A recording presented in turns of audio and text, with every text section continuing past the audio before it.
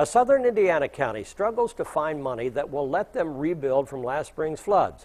Last March, thousands of acres of farmland in western Daviess County went underwater after a levee broke. News 10's Mike Grant reports that the levee still hasn't been repaired and no one knows when work might begin. This was the scene last March in western Daviess County. The White River stretched out like a sea over the farmland. Now the original hole in the Bennington levee in the northern section of the county is still there. So is a second hole in the southern end that had been cut to drain the area.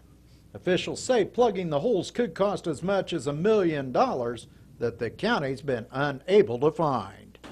We've approached about every angle we can think of, and we're still applying for federal grants and FEMA money and money from the NRCS. Local officials say they've tried everything from litigation to mediation to try and get the money to get this levee fixed.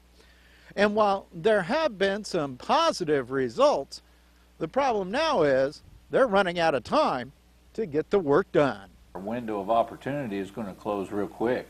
If we're not started and 3/4 completed by mid-November, we're going to be into next spring after it dries up before we can complete any kind of project.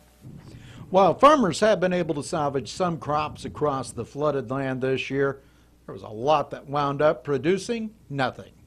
That's something no one here wants to face again next year.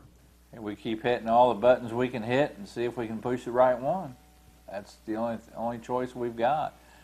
Because plugging these holes is the key to keeping this part of the county productive and safe. In Daviess County, I'm Mike Grant, News 10. Officials say right now they have an appeal working through the Natural Resource and Conservation Service that appears to be the best bet for levee funding.